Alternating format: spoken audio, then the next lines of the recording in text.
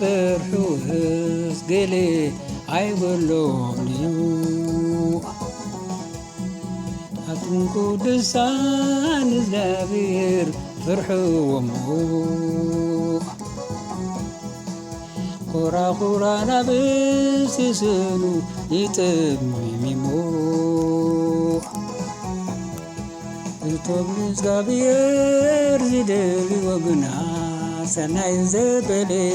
ኮቶ ኣይጐድሎም እዩ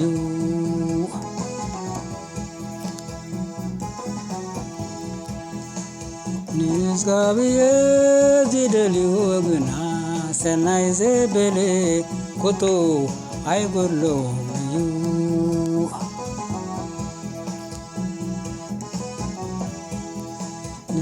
ንእግዚኣብሔር ዝፈርሕዎ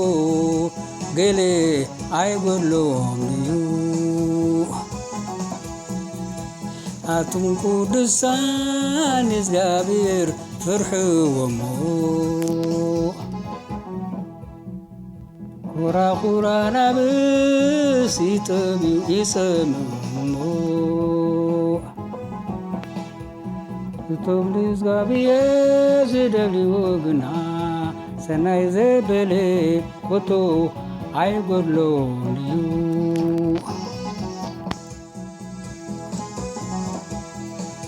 እቶም ንእግዚኣብሔር ዝደልይዎ ግና ሰናይ ዘበለ ኮቶ ኣይጐድሎም እዩ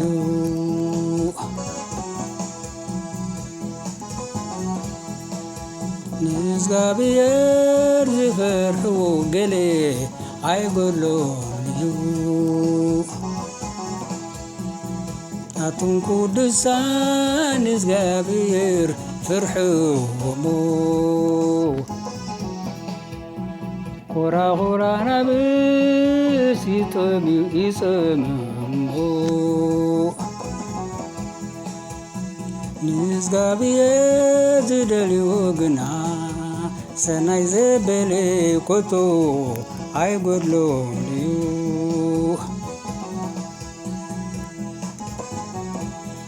ንእግዚኣብሔር ዝደልይዎ ግና ሰናይ ዘበለ ኮቶ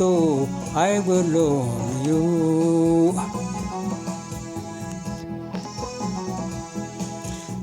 ንእግዚኣብሔር ዝደልይዎ ግና ሰናይ ዘበለ ኮቶ ኣይጐድሎም እዩ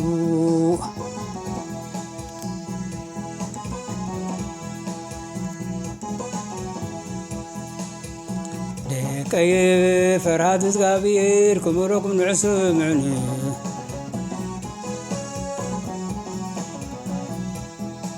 ንህይወቱ ጽቡቕ መዓልቲ ክርኢ ዘልጽምን ኣሎ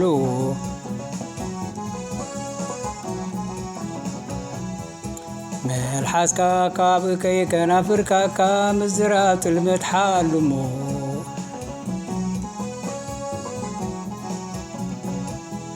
ካብ እከይ ረሓቕ ሰናይ ከዓ ግብር እሞ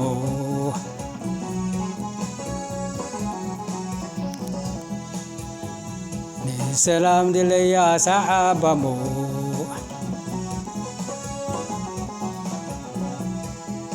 ንሰላም ድለያ ሰዓባሞ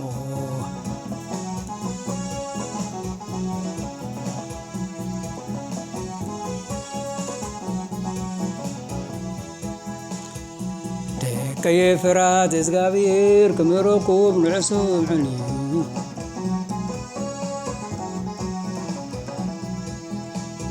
ህይወቱ ጽቡቕ መዓልቲ ክርኢ ዝደሊ ሰብ ምእመን ኣሎ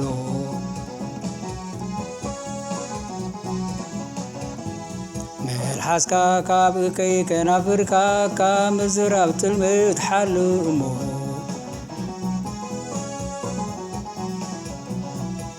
ካብ እከይ ረሓቕ ሰናይ ከዓ ግብር እሞ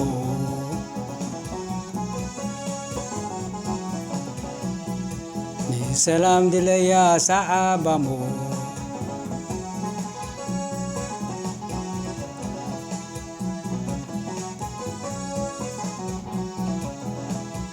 ንሰላም ድለያ ሰዓባሞ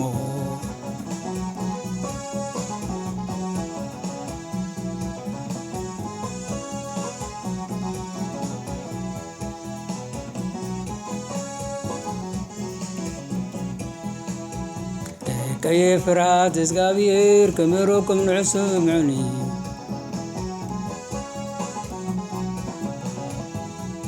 ሕይወቱ ጽቡቕ መዓልቲ ክርኢ ዝደሊ ሰብ መን ኣሎ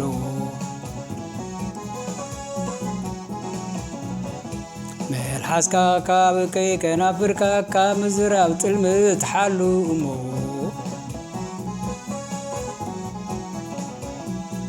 ካብ እከይ ረሓቕ ሰናይካ ግብር እሞ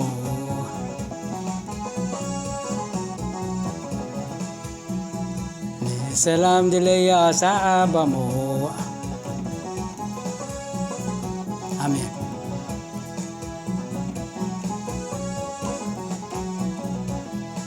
ንሰላም ድለያ ሰዓባ እሞ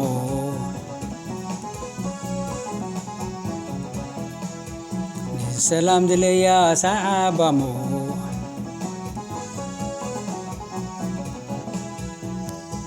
ንሰላም ድለያ ሰዓባ እሞ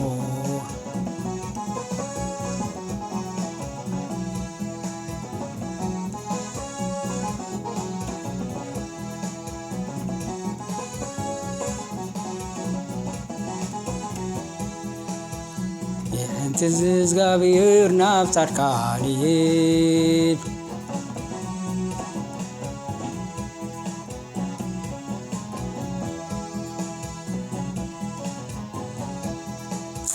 የእንት እግዚአብሔር ናብ ጻድቃን ይሄድ አዛኑ ኸዓ ናብ ኣውያቱ ይሄድ ጻድቃን የህዊ እግዚአብሔር ድማ ይሰምዖም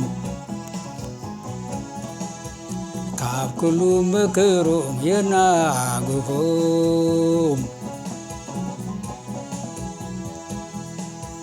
ናይ ጻድቅ ምክራ ብዙሕ እዩ እግዚአብሔር ካብ ኩሉ የናግፎም እዩ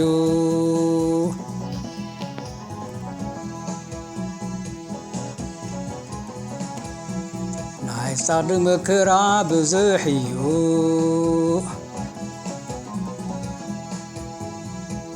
እግዚአብሔር ካብ ኩሉ የናግፎም እዩ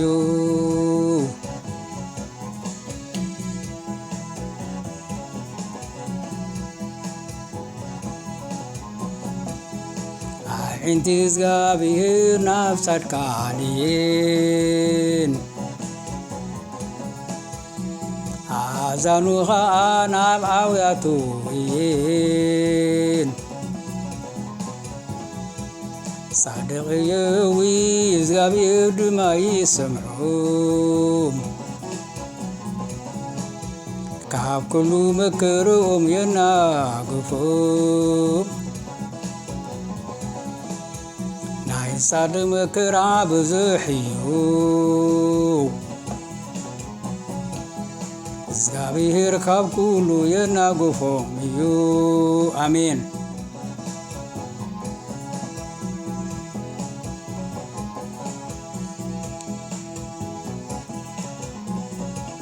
ናይ ጻድቅ ምክራ ብዙሕ እዩ እግዚአብሔር ካብ ኩሉ የናግፎም እዩ አሜን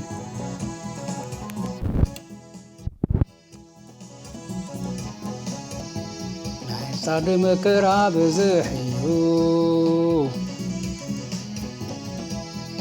እግዚአብሔር ካብ ኩሉ የናግፎም እዩ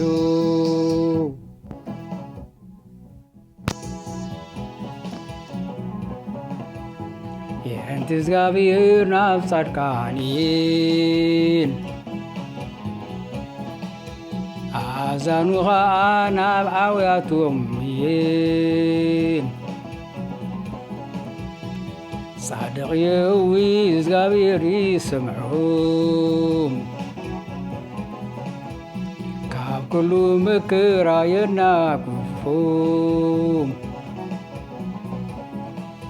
ናይ ጻድቅ ምክራ ብዙሕ እዩ እግዚአብሔር ካብ ኩሉ የናጉፎም እዩ አሜን።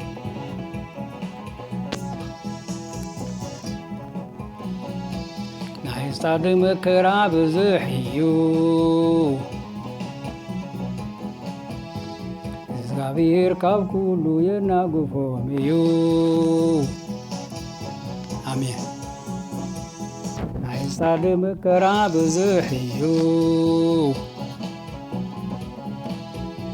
እግዚአብሔር ካብ ኩሉ የናጉፎም እዩ